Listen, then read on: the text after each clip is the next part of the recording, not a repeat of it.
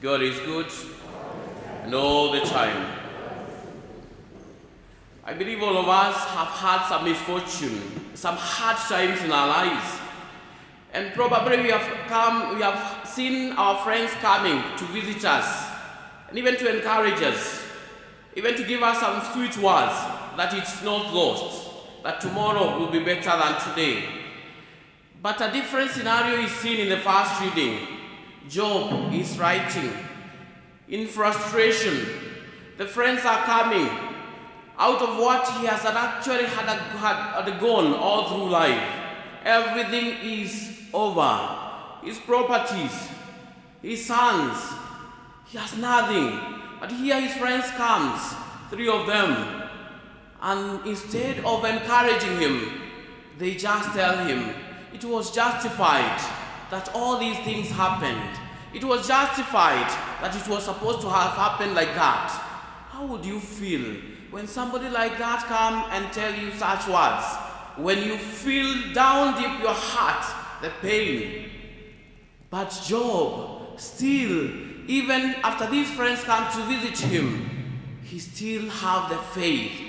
And what he says very well, I'm not alone. My Redeemer lives. He says this is Job this morning. My Vindicator, my Redeemer lives. Even if all this happens, the justice of God is not man's justice. And the way God does things is not the way we do things. That is Job today. In other words, he himself, knowing that God is the one who created him, he is surrendering himself totally, that do unto me whatever you will, but I know I'll live faithfully to the call that you have called me. We encounter a different saint today, Saint Teresa of Child Jesus. She's normally and generally called the Saint of Little Flower, or she's called actually Little Flower. A saint of little way, a saint who died in a tender age at 24 years. We are told she was born in January 2nd. This is in 1873 in France, from pious parents who were very strong in faith. The mother unfortunately died when Teresa was 4 years. The mother died when Teresa was 4 years, leaving her to be taken care of by the father and the rest of the sisters.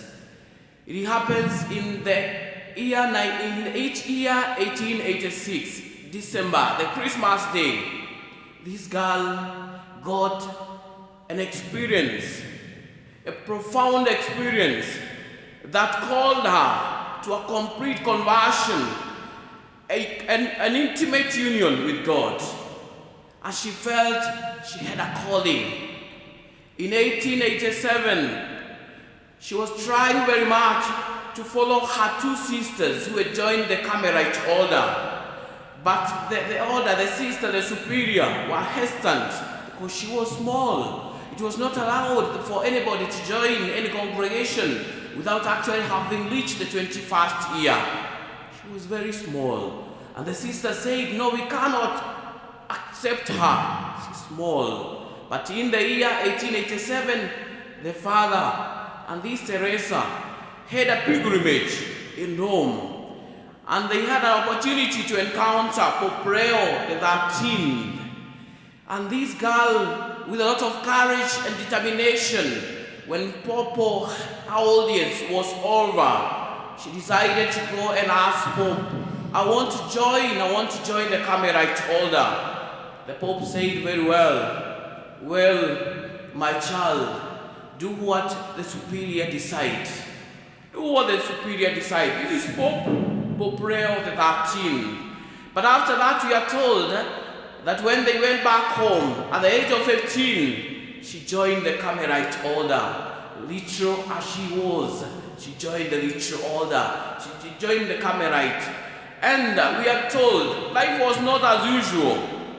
She was not equal with others who were older than her. A lot of humiliation, a lot of things happened. But she bore all of them with a lot of courage. She endeavored, when she joined the Carmelites, she endeavored to live a whole life, doing things with love and childlike trust in God. She became even charitable in convent, even to those she didn't even like, those who humiliated her. She actually became charitable to them. She performed ritual acts of charity always. And that is why we are saying she is a saint of the literal way. She performed ritual acts of charity always. Ritual sacrifices, not even caring how unimportant these ritual acts seemed unimportant. In her autobiography, she wrote how always she had a dream of being a missionary. And I have said today that to begin the missionary man, an apostle, she always wanted to become a martyr. She said that love is what comprised all vocations, that love was everything, that it embraced all times and places. And at one time she cried, "Oh Jesus, my love, my vocation, at last I have found you, my vocation to love." When she was almost 24 years, she got tuberculosis, TB. And her last words were, "My God, I love you. My God, I love you." Her literal way of loving God and neighbor has inspired many, even today.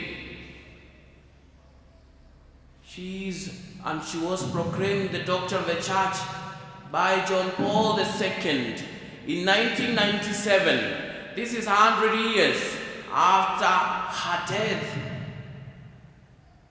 She happens to become the third woman and the only 3 women who are the doctors of the church. St. Catherine of Siena being the first, St. Teresa of Avila being the second, and today's saint, St. Teresa of Child Jesus. The 3 of them are the only women doctors in the church. And that is why they are emulated. And the famous story that is written out of the life of this young and tender soul is what we call the story of the soul. The story of the soul, the story of love. The many quotes that she has written, you know well enough that our Lord does not look at how much the greatness we do, or the many things we do, the actions, how great they are, and how difficult they are done, but the love with which we do them. Not how difficult they are, not even how great they are, but the love that we put in doing all these things. And she said one time, to live is to love. And to love is to sail forever, spreading the seeds of joy and peace in hearts. Let us love, since that is what our hearts were made for. Our hearts were made to love. They were made for love. And when one loves, one does not calculate. When one loves, one does not calculate. You cannot calculate how much you have sacrificed for the other. That is not genuine love. The reading continues to remind us today, especially the gospel reminds us, that all of us, just like St. Teresa of Child Jesus, we've been called. Remember Jesus' gospels yesterday. He's calling us. He's on the way calling all of us in our daily endeavors. It doesn't matter what we do. He calls us wherever and wherever we are. He calls us. But the main thing is, are we ready now to accept? Are we ready to and willing to go and accept being sent forth to minister? Because we know for sure the world today is in great need of love and mercy of Christ. Actually, the world today is dry and barren. Just like this barren land, waiting to soak up from the gentle rain that comes straight. All of us, we are that rain. And our Lord wants to send you forth to bring His grace to the world. The world is also like this field with plentiful fruits, abundant fruit, waiting for somebody to come and pick. Look at the gospel. The harvest is bountiful. Let us ask the Master to send many laborers. This is a gospel. It is us today being sent. Remember, He's choosing 70 and sending them 2 by 2. He's sending us. But are we ready? Are we ready and willing? Are you to be used by God for His mission and purpose? Are you attentive to that voice, to listen, and even to be open to the voice of the Lord, to be ready and willing? Just like Job, when we accept the mission of God, we must know that we are not alone. Our Vindicator is with us. Our Redeemer is with us. We should not be pride like those friends of Job, of the divine presence within us. Like Job, we have the gift of faith which overcomes the blindness. We are never alone. Jesus is with us, and He's sending us. The ritual way, the ritual acts of mercy, the ritual sacrifices is what is needed from us.